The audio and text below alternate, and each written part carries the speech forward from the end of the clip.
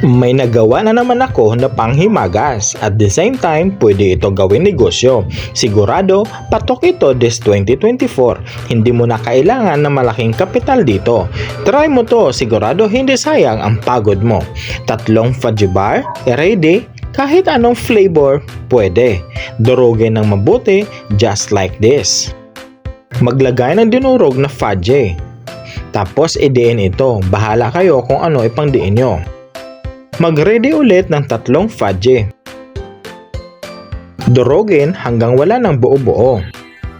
Isang lata ng creme densada ibuhos sa dinurog na fudgy. Take note, hindi evap, hindi rin condensed milk. Mag-crack ng 2 itlog sa hiwalay na lagayan. Tapos ihalo. Maglagay ng food color, orange color. Para maganda ang kulay. Haluin ng mabuti hanggat makuha ang tamang texture. Ganito dapat.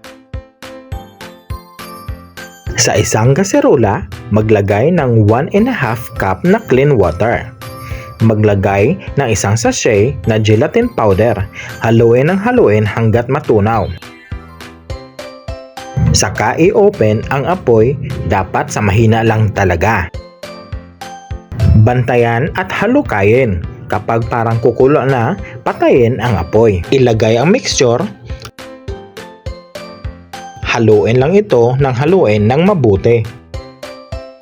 Saka buksan ulit ang apoy, dapat mahina lang. Kapag parang kukulo na, patayin ang apoy para hindi ito magbuo-buo. Isalin sa isang pitsil para mabilis isalin sa mga cups.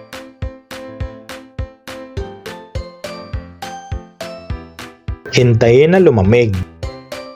Pag malamig na ito, ilagay sa ref ng 30 to 1 hour para mag-set ng mabuti. After 1 hour, ito na siya. Pwede na ito lantakan.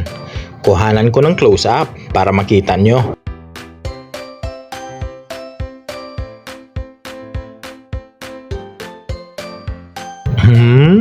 Sarap!